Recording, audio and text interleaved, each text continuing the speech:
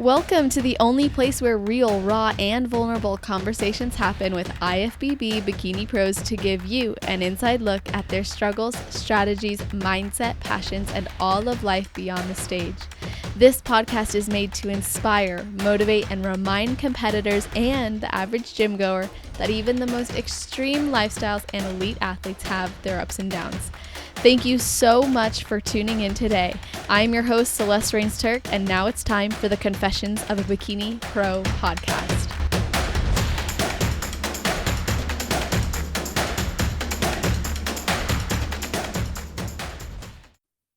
Hello and welcome to the Confessions of a Bikini Pro podcast. I'm your host, Celeste Rains-Turk, and today we are speaking to a kick-ass athlete who has been competing since 2012, retired from her Silicon Valley corporate job at 40 years old to pursue her passions in fitness, representing the total package as a certified personal trainer, runner, first-degree black belt in mixed martial arts, sponsored global formulas athlete, all while being a co-owner and bikini head coach of Handsome Muscle. How are you doing, Michelle? I'm doing amazing. How are you? I am so great. Thank you so much for being on. I want to start off this episode like I start off every single other episode and wonder, Michelle Hurst, I always ask everyone this, so I got to know what's going on in your head before you step on stage. Like, what are you thinking about, affirming, doing just right before you get in front of the judges? Really, it's kind of like, it's one of those things when basically like the person in front of me is just got on stage and it's my turn. The only thing that really goes through my head is just have fun out there, because I have done everything I could to, to showcase the best, possible me on stage. So there's really nothing left for me to do but just really own it.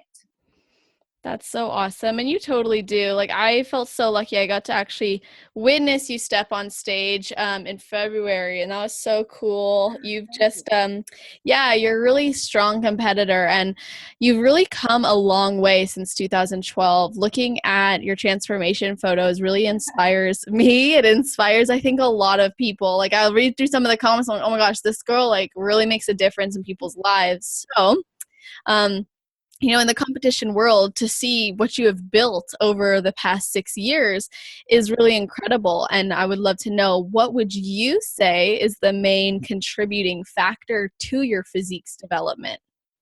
It's really, I think, being able to listen and really, just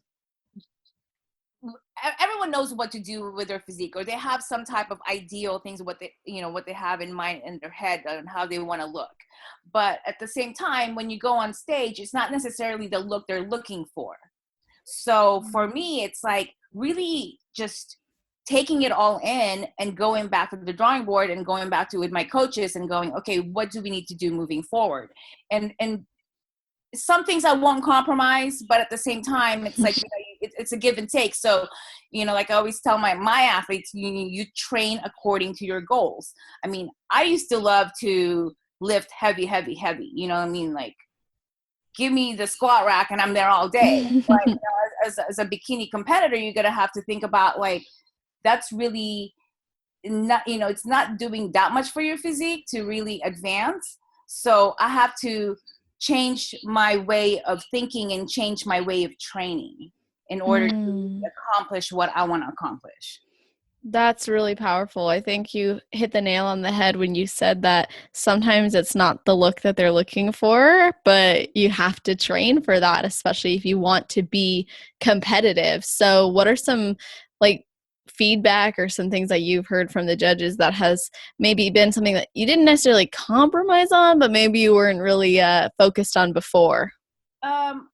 I tend to come in very lean on stage. I'm very conditioned. I mean, I think part of it is genetic, so it's really hard for me to come in, I would say, like a softer look.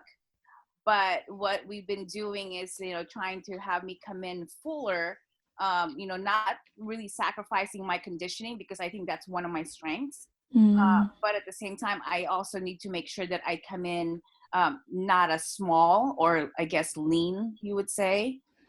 So it's just really manipulating, my diet and towards the end, just to make sure I come in full, but at the same time, not compromising what I want to look like, to still come in condition. So it's a hard balance, but I mean, I think we've achieved it the last few shows, and I think it's just going to get better from here. Yeah, absolutely. And something that I think everyone should know who's listening, like Michelle seriously looks just as amazing in person as she does on Instagram. I had to say that because luckily we've been able to meet at like some of the Team Edge stuff, and it's been really cool to see that you really do represent this lifestyle. You seem to be all in all the time and you're always on point. And I'm curious, do you ever face any struggles in your day-to-day life or even in off season or during season that you normally maybe wouldn't share on social media or to the public that you'd be willing to talk about? I mean, like I've said, I'm pretty much an open book. What you see in the social media is really me. As far as Awesome. like I share more of my fitness journey in the social media. There's other personal things, like family life that I don't necessarily put out there because I think there still needs to be some type of boundaries and some balance, right? So, but as far as fitness goes, it is what it is. I mean, I live it every day. It is what it is. I've been doing this for so long that it's even when I go to the grocery store in my off season, it's really hard for me to go grab something that's not healthy or clean. Mm. I actually spend more time at the grocery store and walking around figuring out what I want to grab in the off season. It's frustrating because I'll grab something and I end up just putting it back away, and I end up, coming home with chicken and steak and fish. Just the normal.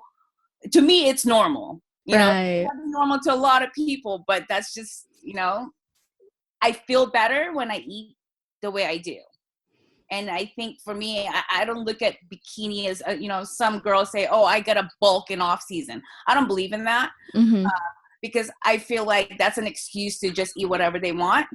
And, you still want to make sure you maintain the healthy, fit lifestyle that you're all about. And it's not just, oh, I'm off season, so I'm just going to eat crap all the time and gain all this weight. And then what are you going to do when it's Yeah. crap? I mean, Oh my yes, gosh. yes, you have to gain some weight, but I think healthy weight, not so much, garbage you're putting into your body. Right. Like not justifying poor choices. Exactly. And I think you see that a lot in the competition world, especially in bikini, like you said. It's like it is an excuse that seems to come up. And I think that a lot of that comes from not seeing it as a lifestyle. So as a coach, you work with athletes all the time. And how does being a coach impact your view of the competition world and also girls who do struggle with that? It's really hard because I deal with it all the time. After a competition, a lot of the girls think that, okay, I'm not prepping anymore, so I can just eat and not train and not do cardio. Well, if I guess it depends on your goals. Like, what do you want to accomplish in this sport? Is this a hobby for you and you want to do one or two shows and just have a transformation and then call it that? Or if you want to take it to the next level. If you want to take it to the next level, then you have to live the life of a competitor. I love that. Yes, you say that so powerfully. And I'm okay. You always say in your stories, like, obey the booty. And I know your husband's Instagram profile is like, obey the bolt. So I'm curious, what does that mean? Well, it's so funny because, just I mean, if you've looked at my transformation of my booty back from my first show in 2012 to now, I mean, it's a huge difference. It's taken me a long time and I'm still improving. And it's just, I think the term just kind of came and it's like, what do we call this? Because I'm starting to train girls with, just really developing their glutes and couldn't think of a name. And we're just brainstorming one day and it just came out. It says, how about obey the booty? Yes, that's so cool. Yeah, it works because you have to obey the booty for it to grow. I love that. And seriously, you, like you said, like you're even your glute and hamstring development has been very significant over the years. Mhm. When you're coaching girls or just in general, I mean, I see you in your stories, like the stories you post. If you guys don't follow her yet, make sure to check her out on Instagram. We'll put all the details in the show notes, but she posts stories all the time doing these workouts. And the main thing that I've noticed, it's not about necessarily the workouts itself, which do matter because you can see that on any fitness girl's profile. But if you really look at her form and execution and discipline with each movement, that's where I think the real gold mine is. So Michelle, what are some tips that you would give to a competitor who is looking to make those significant improvements? Again, train according to your goals. Don't, it's like people think you have to lift heavy and you have to squat and you have to do all these compound movements. If you want to grow your glutes, yes, you still have to do compound movements. I'm not saying, not do them all together, but you need to really focus on isolation. You need to focus on hitting different angles of your glutes. Everyone's talking about, oh, just the, glutes maximus. Yes, that's the biggest part of your glutes, but what about the minimus? What about the medius? It's like you Mm. want to look at your glutes as like a whole package, not just a bubble butt, right? You want it nice, round, and tight. And funny you say that because I have a lot of girls, that I started coaching, and first thing they say is like, "Oh my God, I'm losing my butt." And not to be mean, I'm very upfront. I'm very direct. I'm like, "You're not losing your butt. You're losing fat." Right. Yes. You are actually gaining muscle, and we are actually shaping your glutes. Exactly. It's not the soft booty anymore. We're going for a full round tight, like nice package. And again, it's like mind to muscle connection is huge. I see a lot of videos on Instagram. Great, they're doing the exercises, but if you look closely, they're not really doing the exercises properly because they're not targeting it. They're not hitting it. You Mm. can go through the motion, and people always say, "Oh my God, I did glute kickbacks. I did like 20 reps of 5 sets on each glutes." But if you look at their form, it's just they're just kicking back. You don't see the muscle actually moving and working. So be mindful of Mm. that. And if you have to touch your butt to feel it, do it. Because I actually do that still. Like I have problems on my left glute. I feel like my right one fires more than my left. So I have to really concentrate to make sure that I hit my left one just the right way. That's awesome advice. I really appreciate that. I think there's some sort of awkwardness to some girls, especially who are new, in terms of targeting those muscles, really squeezing them.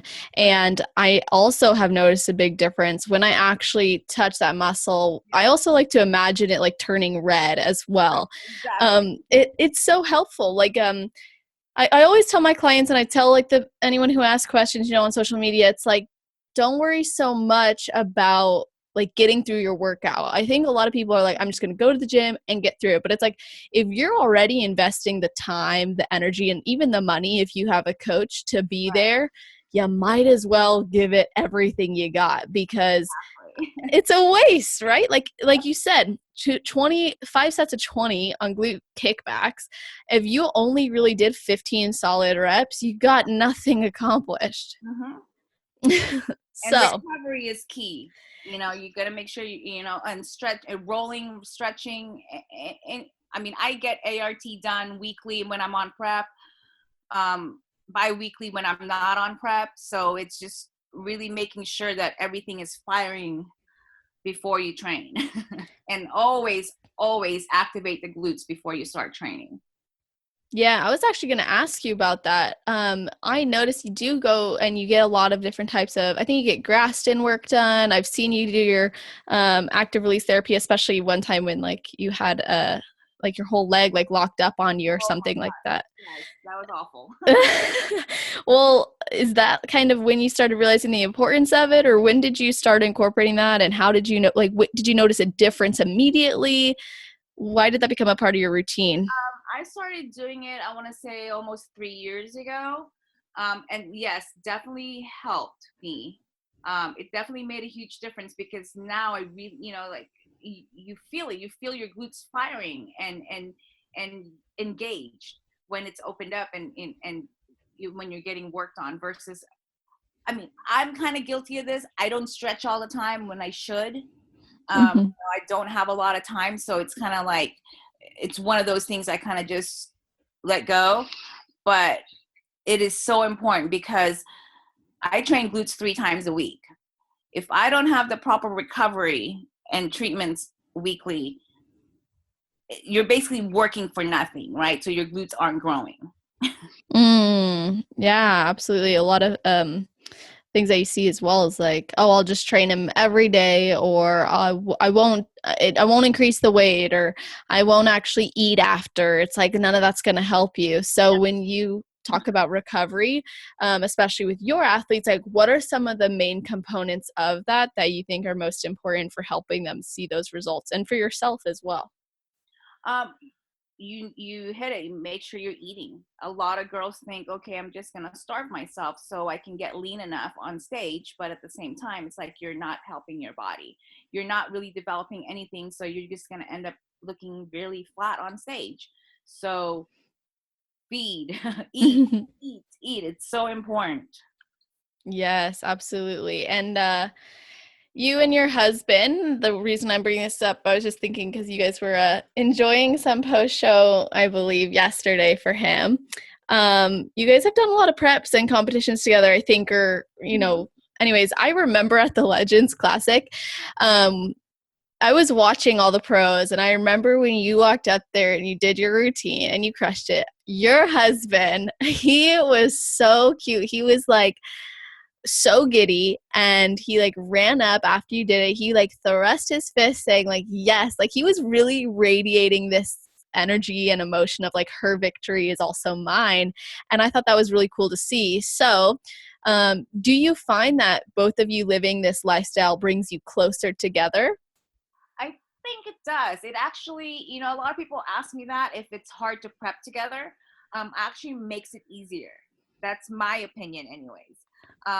Because we know what we're going through, so we understand each other. So I know when not to bother him. He knows when not to bother me. You know what I mean? Versus Yeah. in a house, if you're with somebody that doesn't live the lifestyle, doesn't compete, um, I think that's going to be harder because if you're one person's dieting, the other one's not. Um, it's kind of like you want to please each other, right? So one Mm. might not diet as well because the other one is not. So I think definitely doing it together helps us. That's awesome. That's really, really cool. So, I mean, over the years, with this sport, it's a very extreme sport, has maintaining low body fat, competing back to back, or any of your lifestyle habits led you to experience any health repercussions or potential setbacks, or just challenges that have come with the sport? Oh, you know what? I'm very fortunate that I have not. I Wow. I competed about average 8 shows a year. I want to say How many? about 8. Wow. I think one year I actually competed in 9, but usually it's about my average is 8 shows a year. Um, yeah, I'm very fortunate. I think it's because I really do take care of myself and know when to rest, know when to back off on certain things, know when to go hard. So I think I've been doing it for so long that it's just part of my life. Yeah. It really is a lifestyle for me. That is so cool. And you have coaches, and I personally believe that all coaches need coaches. When you receive coaching, do you ever like tweak or make changes to your plan based on how you're feeling or based on how things are going? I would, but I also let Joe know. I won't just make any changes without, letting him know what I'm doing because I believe that, you know, we have to be transparent.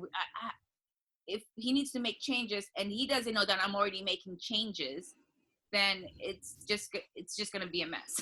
Yes, So, absolutely. if I'm doing something different, I definitely let him know. That's so cool. And have you always worked, for those listening, Joe is one of the head coaches with Team Edge. Have you always worked with him? No, I actually started with Team Edge I want to say 2014. It's been a while.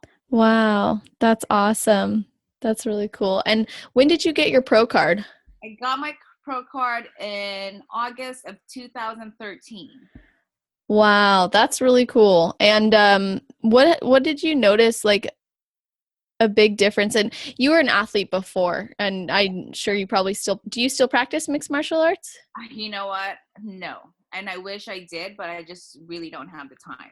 Yeah, I recently gave up jujitsu because it was just causing I was getting injured or it Right. was very risky, you know. Exactly. It's not it's like I you don't got want to to go pick and on choose. stage with a, bruised up from head to toe. Right. Yeah, especially in MMA, like Right. that's and you're a first degree black belt, which means you wouldn't be going up against any easy No, people, that's for sure. no. So, as you've grown in the fitness industry and you've gained like various sponsorships and recognition and whatnot, how has that impacted your overall life and lifestyle? Because you were able to leave your Silicon Valley corporate job and pursue these passions. So, what kind of was like the accumulation of that happening? When I left, it was like, oh, maybe I'll go back to it, right? Go back to corporate world, a few months later, just take a break from it. I mean, I've been doing it for so long, I was kind of burnt out. And at the same time, I already started coaching as well. So I was kind of juggling both. So it was just to a point where James and I talked, and he said, just take some time off from it, from working, and see how you like just coaching full time.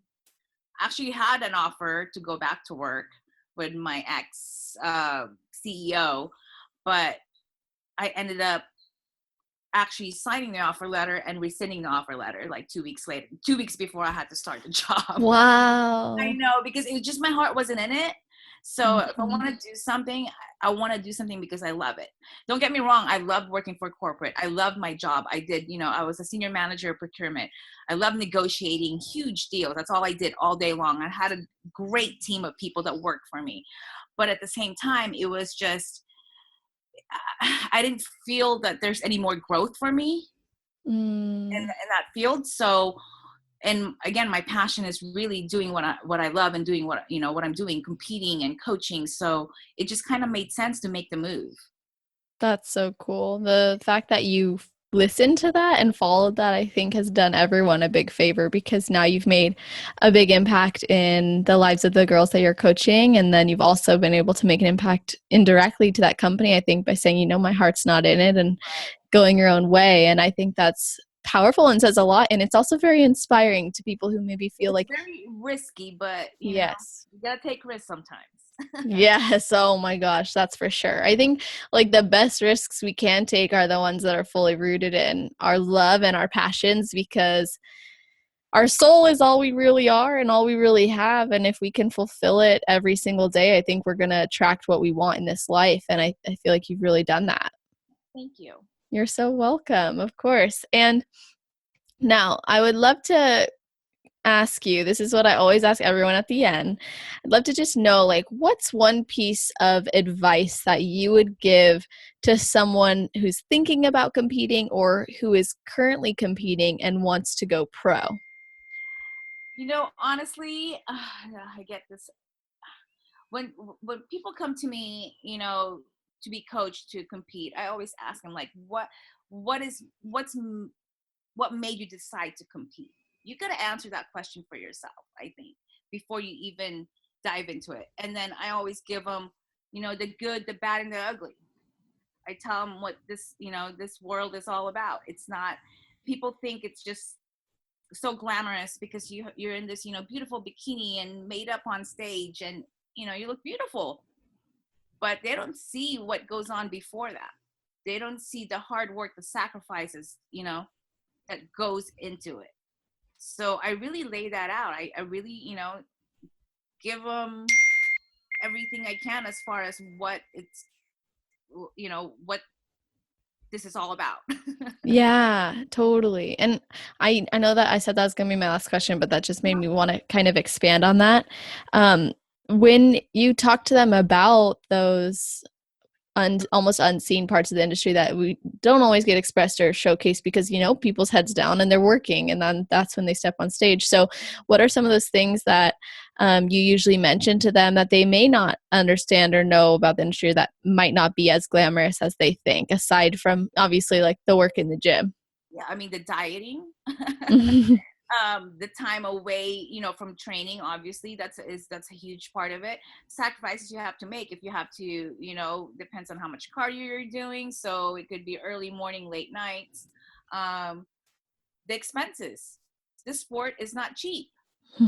Okay, so when people come to me and say, "Oh, I want to do this," I mean, if you think about it, when you first start, your first show, you have to get your NPC card, right? That's everybody has to do that. Show registrations, and a lot of these girls are registering in like what 2 to 3 categories each time. Mm-hmm. So I mean, think about like that's anywhere from like $120 to $175, depending on the production company, right? Yes. So then how many classes they're doing, the tan, the jewelry, the shoes, the bikini, I mean, the supplements, I mean, if you have, again, hiring a coach, they have to look at that. Posing, that's one thing. Posing. I see this all the time. I'm sorry, I'm kind of going. No, do it. That's Uh, what it's about. I watch shows all the time, and when girls do not hire a posing coach because that's another added expense and they think they can do it on their own, it just boggles my mind because you've done all this work. Okay, you've dieted for months, you've trained for months, you've done hours of cardio for months, and then when it's time to showcase your physique, you don't hire a posing coach, so you're not really showing them what you should be showing them. And I tell my posing clients this all the time, and my athletes, judges aren't looking for what's good. Judges are looking for what's bad. Okay? Mm-hmm. So if you cannot hide your flaws, then that's going to be an issue. So, nobody is perfect. Okay. We all have some type of flaws in our bodies that we need to hide from the judges. So hire a posing coach. Yes. That seriously makes such a huge difference. And like you said, it's an investment. It's a huge investment to compete. Like, to put this in perspective for listeners, I think I'm looking at my sheet right now so I could reference this, but over 2 grand just Right. in January and February to Mm-hmm. compete, get supplements. I didn't even track all my supplements that I purchased or all the like coaching and everything. Like, that's coaching for back-to-back show, that's an off-season sign up, that's everything, because it all matters. And then to not hire a posing coach for $100 for one Exactly. session. That's what I don't understand sometimes. It's just you've already invested so much. Yeah, why throw it all away? Exactly. Isn't that the point, is to step on stage and, like you said at the beginning, have fun but own it. Exactly. Yeah, you have to own it because judges can smell fear from a mile away. So crazy. I think it's like even just being in the audience, having that perspective of an audience member watching all the pros go up when there's like the conjunction shows, it's like you can tell the difference. Like, you can see when a girl is out there and owning it and when a girl is out there and not so much, not as confident. It's very clear. Right. I mean, you see girls with like, better physiques, but not owning the stage, losing with girls that don't have as good of physique, but then owning the stage. Mhm. You know? Yeah, and that's where a big portion of taking responsibility for your prep and for everything that you put into it comes into play. And I'm gonna keep going because I'm opening up another world. But you did make a post recently about taking responsibility and recognizing like your hard work is what determines whether or not you win, and that's hard work in every aspect of sports. So obviously, as a coach, you get to experience probably some of the brunt of this. So from your experience, what would you say to someone who maybe thinks this is a sport where you can kind of play the blame game and not take it all in your court, but rather blame it on others or leave it in others' hands? You know, I go into it with my girls a lot, and some of them agree with me and obviously stay, but the ones that don't agree, they eventually leave and find another coach, because the way I see it, I can't win a show for my athletes. Okay, I can't diet for them, I can't train for them, I can't do any of that for them. They have to be responsible, they have to own it, win or lose. It is your responsibility. It makes me so angry when I see, Instagram and comments or posts from a lot of different people blaming their coaches, blaming their judges, other competitors. It has nothing to do with them. This is a sport that is, I mean, let's be real. It's a selfish sport. It really is. So this is all about you. So own it, good or bad. Yeah, absolutely. I love that. And that goes right back into looking at what made you decide to compete. Like you said, your main piece of advice, really look into that. Mm-hmm. Understand every single detail that goes into it and how important it is, and be prepared to take that on if you're going to commit to it. And it's really been such a pleasure hearing you and your perspective. And again, I really appreciate you being on, and I want all the listeners to be able to share with you how much they appreciate you opening up, talking about your life as well as competing. So do you mind sharing with them where they can find you and connect with you? Sure. I can go on Instagram at Michelle IFBB Pro. There's a link to my website, michelledhurst.com. And you can also link to the team website, which is teamhandsomemuscle.com. Awesome. All of that's going to be in the show notes below in the description, or you can visit www.celestial.fit/podcast. That's where you'll get the full details. Make sure you let her know how much you appreciate it. And of course, I hope that you all have an amazing rest of your day, night, or morning, wherever you are in the world while you're listening to this podcast. Just make it awesome.